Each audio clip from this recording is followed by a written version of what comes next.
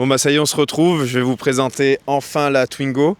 Donc ça y est, elle est finie, officiellement terminée. On a fini tout ce qui est préparation méca. Il y a encore un petit truc à faire là, il faut que je change le cardan avant droite avant de partir. Mais voilà, grossièrement c'est fait. La carrosserie c'est terminé. Donc la carrosserie c'est fini, la déco c'est terminé. Il reste juste à faire un truc, c'est mettre tous nos sponsors. Mais avant de mettre les sponsors, je vais la tracher un peu avant. Je vais faire des petits essais de piste là. À côté de chez moi, je vais faire des essais en version réelle dans la boue. Et juste après ces images là, je vous présente la bagnole. Donc tout ce qu'on a fait, toutes les petites modifications, les améliorations, la préparation pour le Twingo Red. Allez, c'est parti, on va faire un essai de la bagnole.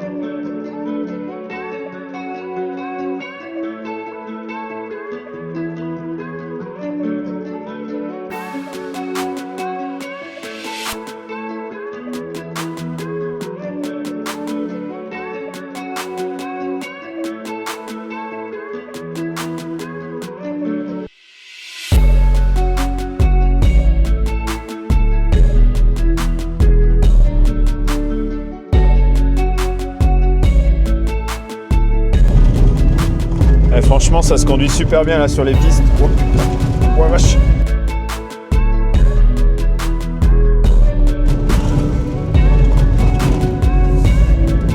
Nickel la Suba Twing.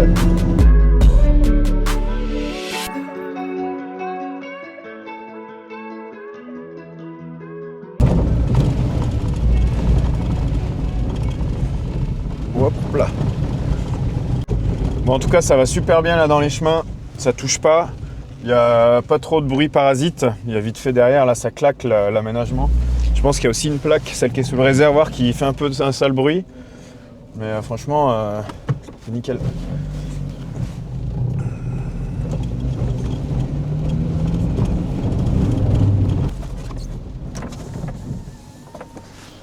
Bah alors, allez maintenant je vous présente la voiture.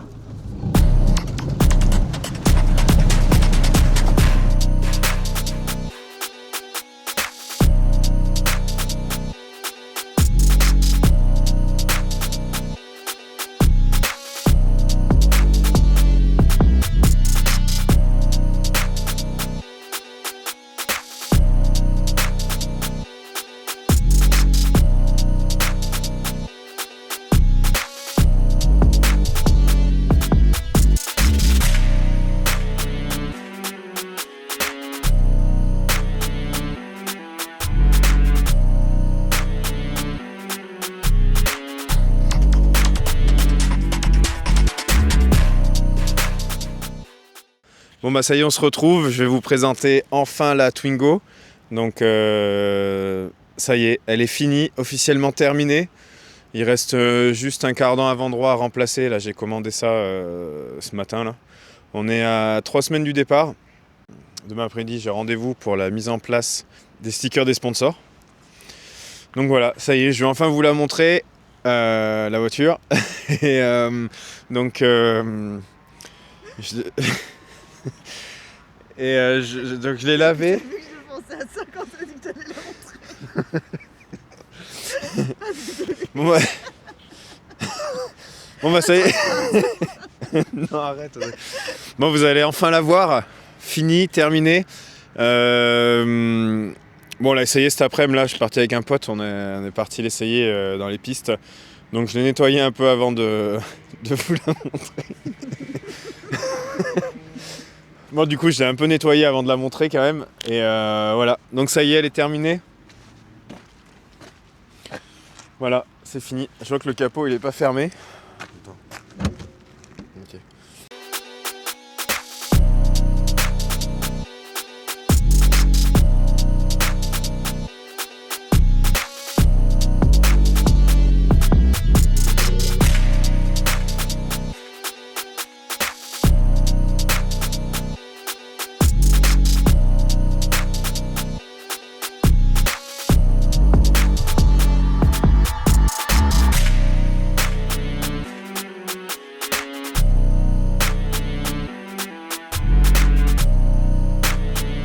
Avant de vous la présenter, je vais déjà remercier tous les gens de près ou de loin qui nous ont aidés à réaliser tout ça. Chaton qui a grave travaillé sur la voiture, sur la carrosserie, et tous nos sponsors, tous les gens qui nous aident aussi financièrement à réaliser ce projet. Donc là, ça fait maintenant 6 mois qu'on a attaqué. Ça fait 6 mois en fait qu'on est rentré d'Amérique du Sud, nous. Mais voilà, on est à peu près à 6 mois de travail sur cette voiture. Comme vous avez pu voir, en fait, toutes les vidéos précédentes, il y a de la modification, tout ce qui est train roulant, suspension, modification carrosserie, esthétique et aussi intérieur. Donc maintenant, je vais vous montrer un peu tout ça. Donc on va commencer par la peinture. Donc la peinture, voilà, comme vous pouvez voir, c'est assez sympa. Il y a eu de la customisation en fait sur le logo Subaru avec les logos Renault. Refait, remplacé, parce que d'origine c'est des étoiles sur le logo Subaru. Et voilà, Chaton il a eu l'idée de remplacer ça par des losanges de chez Renault. Donc après on a modifié aussi la partie suspension, donc suspension avant. Donc le montage définitif sur la partie avant, c'est des ressorts de Clio 1 litre 2 essence, donc coupelle aussi de Clio. Et l'amortisseur, c'est un amortisseur Twingo, amortisseur arrière, donc j'ai laissé des amortisseurs d'origine. J'ai mis des ressorts d'Audi 80. Les jantes, c'est des jantes de Clio Baccara. On a aussi fait une protection sur la voiture. Donc il y a un blindage intégral de la voiture. Ça part de devant, là il y a le sabot moteur jusqu'à l'arrière avec une protection sur les durites de frein et aussi le réservoir. Et du coup, après niveau méca, donc j'ai fait tout ce qui était recommandé par l'organisation. C'est pas obligatoire, mais c'est quand même recommandé fortement. Donc il y avait remplacement du joint de culasse, remplacement de la distribution, donc kit de distribution, donc c'est-à-dire la courroie, galet tendeur, la pompe à eau. J'ai changé aussi le radiateur, j'ai fait l'embrayage. Ça on avait un petit doute parce que la voiture elle a que 100 000 bornes. Donc on savait pas trop l'embrayage s'il avait été déjà changé ou pas. Dans le doute on l'a fait. Il allait très bien mais on l'a remplacé quand même. Et après j'ai fait les freins, enfin tout ce qui est consommable. Enfin, vidange, j'en ai fait 2 vidanges. Une quand j'ai changé le joint de culasse, une seconde là la semaine dernière, à 1 mois du départ. Après qu'est-ce qu'on a fait? J'ai fait les roulements arrière, j'ai fait les freins arrière, de la modification intérieure. Ça je vais vous montrer du coup ce qu'on a fait dedans là. On a monté des sièges de Clio 2. Il a fallu faire un peu de modif, mais ça je vous l'ai montré dans la vidéo précédente. Donc j'ai mis des sièges c'est des sièges de Clio 1, donc ils sont un peu plus hauts. J'ai fait l'installation des longues portées. Ah oui, j'avais oublié ça en fait. On a mis des longues portées, je les ai raccordées. Donc ça c'était cool parce qu'en fait c'est des longues portées qui sont livrées avec le faisceau. Donc en fait c'est pas très compliqué, n'importe qui peut le faire. Il faut juste un plus permanent et une masse. Et puis c'est bon, il y a juste à brancher. Après il faut passer quand même tout ce qui est faisceau, mais c'est pas grand chose quoi. Et donc j'ai fait ça, j'ai mis une marche forcée sur le ventilateur. Ça pareil c'est recommandé, c'est pas obligatoire, mais voilà, on a préféré le faire en cas qu'il y ait un problème. Alors pour info, au début moi j'avais fait un faisceau avec relais, interrupteur. Je m'étais pris un peu la tête pour faire tout un système de de commande du ventilateur. En fait, sur les Twingo, enfin en tout cas sur ce moteur-là, sur ce moteur, le D7F, le ventilateur, il est sur un plus après contact et la masse se fait par le capteur de température. Donc en fait, moi j'ai juste retiré une autre masse avec un interrupteur. J'ai monté aussi un système de surveillance de la température d'eau, de refroidissement. Donc ça, je l'ai monté là, je vous montre. Donc il y a un affichage dans la voiture. Donc il y a un affichage sur le tableau de bord. Et après, c'est tout con, c'est pareil. Bon, le moteur est dégueulasse, je ne l'ai pas nettoyé ça par contre. Ici, là. Donc voilà, en fait, c'est juste ça. J'ai mis ce boîtier ici, là. Donc sur la durite. Alors ça, pareil, si vous pouvez le mettre ailleurs, c'est plus adapté de le mettre plus vers ici. Parce que le problème en le mettant là, c'est que tant que le calorsta n'est pas ouvert, eh ben, on n'a pas la température de l'eau. Donc c'est pas tip top. Et donc l'affichage de la température qui est à l'intérieur. Aussi, il y a un autre petit truc que j'ai monté sur le capot. Il y en a qui disent que c'est un peu faiblard le câble d'origine là, pour ouvrir les capots sur les Twingo. Alors moi, ce que j'ai fait, j'ai monté un fil de fer juste là, au cas où qu'on ait un souci, que le câble vient de péter. Et hop, on peut ouvrir comme ça. Ça évite. Voilà, si on a un souci, on peut ouvrir le capot sans trop se faire chier. C'est assez simple, hein. C'est juste un câble, un bout de fil de fer là qui passe là et qui vient se prendre sous la gâche là-dessous, hein. C'est pas très compliqué.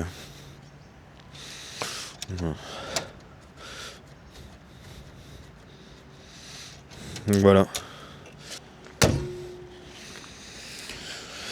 Donc ça, après, donc niveau esthétique, il y a eu aussi, j'avais oublié, Chaton, il a fait un petit délire là sur les phares arrière, les clignotants. Je sais pas si on arrive à voir, mais il a réussi à faire le logo Renault dans la teinte. Je sais pas si on voit l'image, mais je vais mettre les clignots. Donc voilà, le petit détail qui va bien. On a laissé l'attelage, on se dit que peut-être ça servira à attirer quelqu'un qui est embourbé, ensablé, ou même nous en fait, à nous aider à sortir. Il y a un autre truc qu'on a fait, c'est la sortie de pot. On a priorisé une chose sur la préparation de la voiture, ça a été vraiment d'éviter une bagnole qui fasse 1,5 tonne. Comme on dit, le poids est l'ennemi de la performance.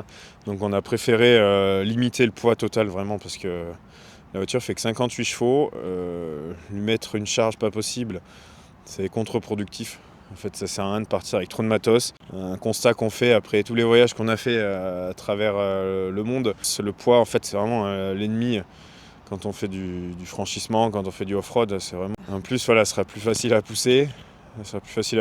Et puis consommera moins. Et puis voilà, de toute façon, ça fait 58 chevaux, faut pas trop lui en mettre dans la gueule. Donc c'est pour ça qu'il n'y a pas de galerie. On part juste 10 jours dans le sable, c'est pas... Voilà, on part pas sur 6 mois, il n'y a pas besoin de ramener la moitié de la maison avec nous. Donc après, l'aménagement intérieur, pareil, ça a été très simple, ce qui a été fait. Donc voilà, on a fait ça avec Audrey, on a fait juste ce coffre, en fait, basique. On va répartir, je vous montrerai là, en fait on va répartir chacun nos affaires avec Chaton, chacun de notre côté. Puis voilà, on mettra ici tout ce qui est commun, donc il y aura la tente. Là, il y aura notre tente. Là, il y aura notre tente, les sacs de couchage. On se garde ici un petit coffre.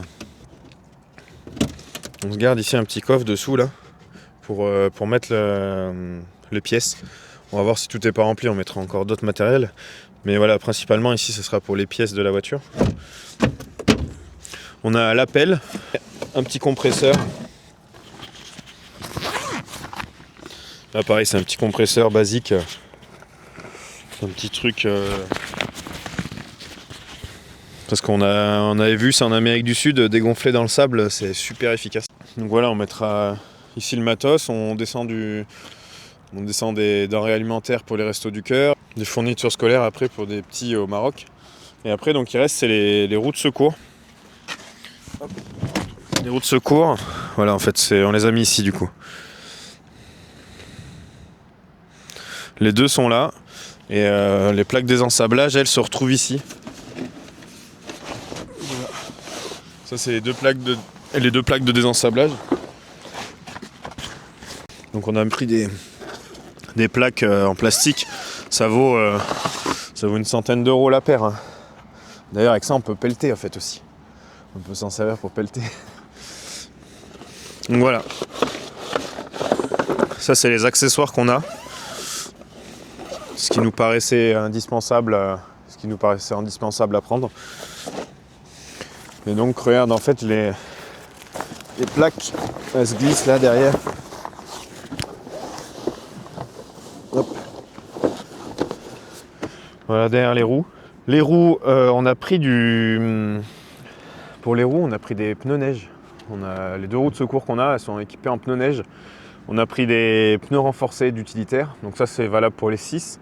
Par contre, les 4 qui sont montés là actuellement, c'est des pneus été. Et on a pris 2 hivers en roue de secours. Ça c'est...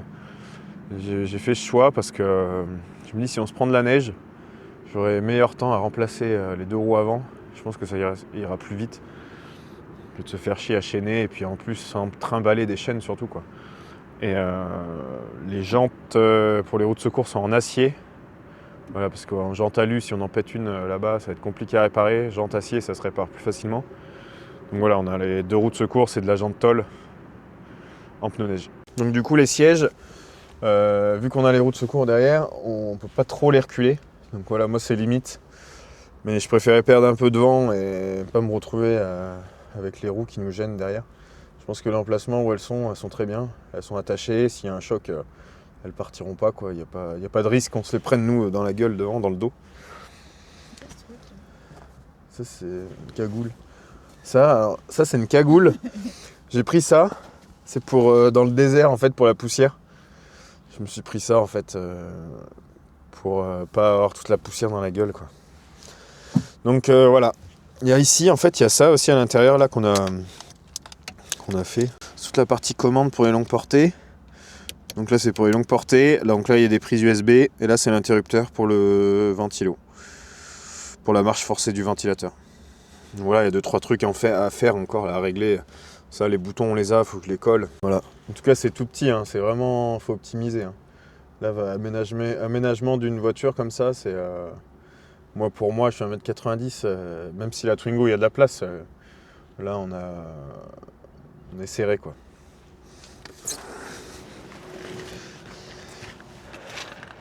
Donc là je vous ai fait un tour de la voiture, j'ai sûrement oublié des choses. On va parler un peu de thunes là, on va parler de niveau budget. La voiture au total, là comme elle est actuellement, elle nous aura coûté 3500 € à peu près.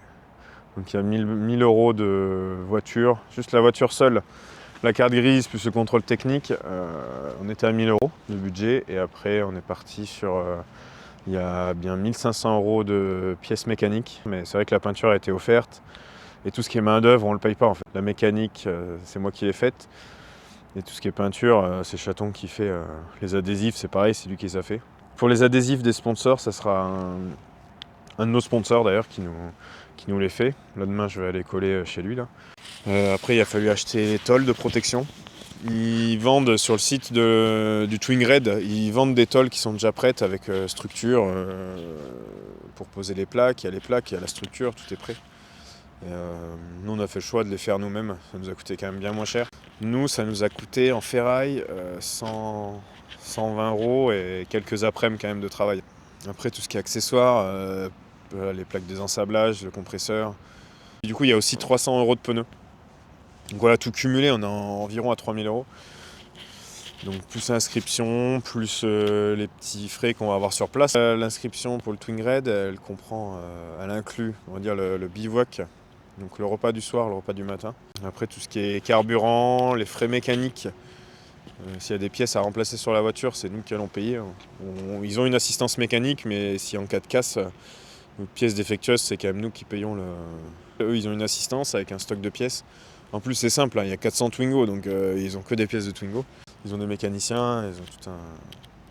Voilà, ça a l'air bien organisé. Nous, on l'a pas fait, on verra après en vrai comment ça se passe quoi. Mais en tout cas là le projet, le raid il est vendu comme ça, avec une assistance. Donc nous on va quand même emmener des pièces, parce que voilà, des petits trucs, des capteurs, des conneries, mais je préfère les emmener, ça sert à rien de prendre le risque. Capteur de PMH par exemple, Ça, j'en emmène un, des bougies au cas où, un faisceau d'allumage au cas où, des bobines d'allumage.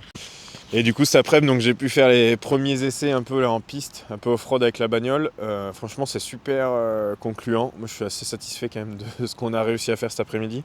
Je suis assez satisfait du travail qu'on a réalisé sur la voiture parce que voilà, c'est pas anodin à modifier une bagnole comme ça. C'est un peu de taf, un peu de réflexion. Par exemple, les amortisseurs, j'ai fait 4 montages avant de réussir à faire un montage qui soit roulable.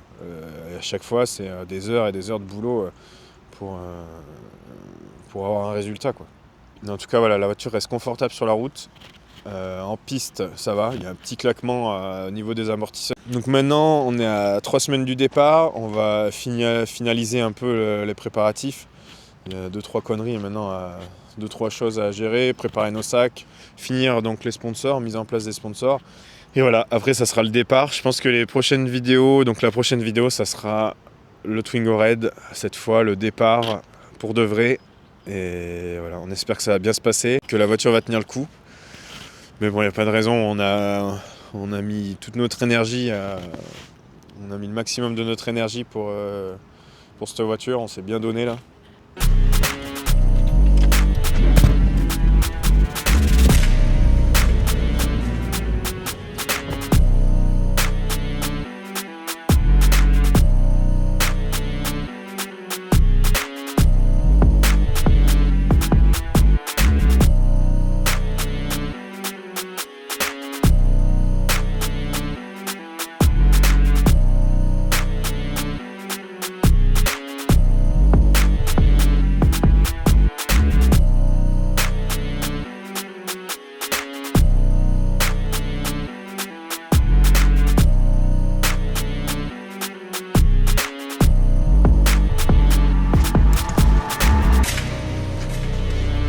Bon, ça y est, nous maintenant on part au Maroc.